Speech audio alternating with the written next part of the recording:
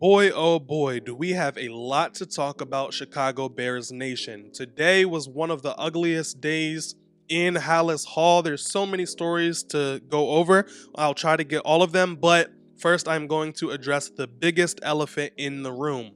Chicago Bears defensive coordinator Alan Williams has resigned and is no longer associated with the Chicago Bears. Now, I am not a YouTube channel that is going to spread rumors. I am not a channel that is going to speculate on things that have nothing to do with football. So, just giving you guys what I can give you. Alan Williams said his reason for resignation was due to health reasons and that he hopes to be coaching in the NFL one day. The rumors that are spreading around Twitter right now are extremely ugly. They are very, very ugly, and more details will come out with time, but as of right now, I don't have enough details to speak on it. If you do your own independent research, I need you guys to understand not everything is true, but a lot of media members are hinting at this being an extremely ugly scandal. First and foremost, I do want to debunk the one rumor that was spreading that Hallis Hall was raided this morning and that Charles Tillman spoke to the staff about it. That has been debunked. Chicago Bears spokesperson said Hallis Hall was not raided and there have been no police in Hallis Hall in regards to Alan Williams. Charles Tillman is not involved. So if you guys see that spreading around, that has been debunked. That is not true. However, the rumors about whatever is going on with Alan Williams is yet to be seen. We have no idea. The rumors are extremely ugly, but again, I'm not here to spread rumors. The fact of the matter is, Alan Williams is no longer involved with the Chicago Bears whatsoever, and more details will come. So moving on to the guys who are still in Hallis Hall, Braxton Jones was placed on injured reserve with a neck injury. I have no idea where this came from, when he got hurt, but Braxton Jones is out for a minimum of 4 weeks. So that's just crushing. He did have a lot of mistakes over the last 2 games, especially with penalties, but throughout the entirety of both games, he was decent and one of our better linemen. So that is a huge blow to our offensive line. Hopefully it's not super serious to where he's not out much longer than 4 weeks, but again, I don't have much details on what the injury is or how bad it is. I just know he has a neck injury. He is on injured reserve, and Larry Borum will fill in. Larry Borum will be the starting left tackle on Sunday against the Kansas City Chiefs and the foreseeable future. Now getting into the biggest story as far as players go, Justin Fields was in an interview today, and he said he felt like he was in his head too much, trying to play a game that was not his. I made a video on Twitter yesterday showing that his drop back really resembled Aaron Rodgers' drop back, and other people were saying it as well, that it seems like Luke Getsy was trying to emulate Aaron Rodgers' game and plug it into Justin Fields' game. That's just not how things work, right? You can't take a guy, get rid of everything he's ever known, and try to create a brand new player from scratch, right? Justin Fields started with his right foot forward his entire life, and then Luke Getsy made him start with his left foot forward, and his drop back is extremely similar to Aaron Rodgers. And that's just that. As far as processing everything goes, Justin Fields said he felt like he was coached so much information that while he was back in the pocket, so much was going through his head that he wasn't just playing off of instincts.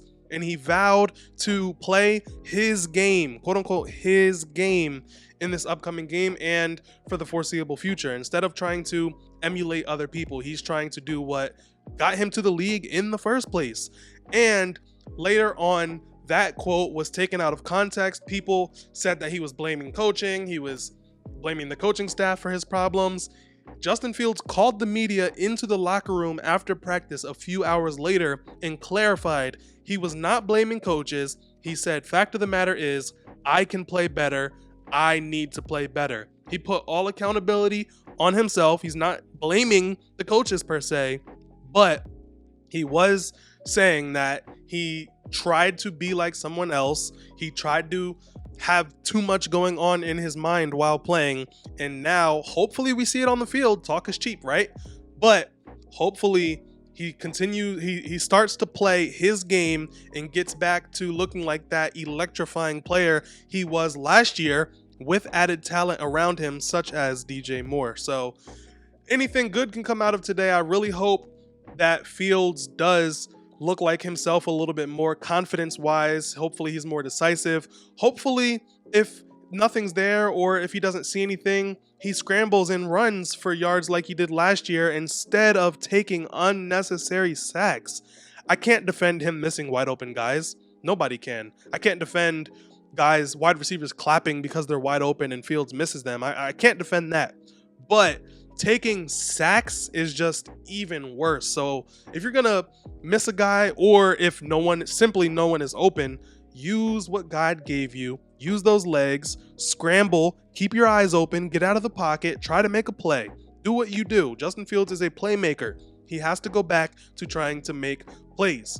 Now, another roster move that was kind of interesting, right? The Bears released quarterback Nathan Peterman. He was the quarterback 2 behind Justin Fields the previous 2 games. So now Nathan Peterman is quarterback 2 behind Justin Fields this Sunday. A lot of people will take this one way or another. On one hand, the coaching staff could like what they see out of Tyson Bagent, and they could feel that he's ready to be that main backup quarterback. Maybe they had to release Nathan Peterman to make room for somebody else that they just needed a little bit more, and they weren't going to release Tyson Bagent. You know, you can speculate however you want. Some people, I'm sure, are going to speculate that if Justin Fields doesn't get it together and still looks bad, Tyson Bagent, being quarterback 2, will be able to come in the event the team does bench Justin Fields. There's a lot of people who have already given up on Justin Fields. There's a lot of people who would like to see what Tyson Bagent has. Me personally, I'm not giving up on Fields. I don't think he should be benched. I think that would be destructive to his career. But I will say that if he does continue to look bad and he is a detriment to the team, then okay, maybe we should see what Bagent has. But as far as what we've seen, it's only been 2 games. I don't think Tyson Bagent is breathing down his neck or anything, but this coaching staff does want to see more out of Justin Fields. Not even just the coaching staff, but the front office. Ryan Poles, George McCaskey. Everybody wants to see that Fields can progress as a quarterback. So I am rooting for him. I have high hopes for him. I think he can make a leap once he gets out of his head and, like he said, plays his own game. So either way, as Bears fans, we just want to see the Bears come out, look like a competitive football team, limit the dumb mistakes, and just play good football. Please, we are begging the Bears to just play good football. So, bad news is everything that's going on is going on. Good news is it's only week 2. You can't really get any worse from here. Good news is the only way to go from here seems to be up. Of course, we could stay stagnant, but it seems that the team realizes this isn't going the way they planned and that something has to change. So hopefully we see a new team on Saturday. I'm not going to dig into the Alan Williams details. There's so many things swirling. So many people are saying some things are true, some things are false. I don't know until the story comes out. But again, I think that Matt Eberflus was a better play caller anyway. He called way more blitzes. The Bears got a bunch of pressure. They just couldn't bring in any sacks. And they did hold the Tampa Bay Buccaneers to 20 points before the pick 6, giving the offense a chance. So again, it's early to turn this thing around. I just hope they do turn this thing around. So with all that being said, drop a comment. Let me know how you guys are feeling. Did you guys hear Justin Fields' comments? What do you think about that? Are you excited to see Justin Fields play what he calls his game with thinking less and playing off of his instincts? Let me know in the comments. I try to read as many comments as I can. And stay updated until the next video. Click on one of my previous videos and I'll see y'all there.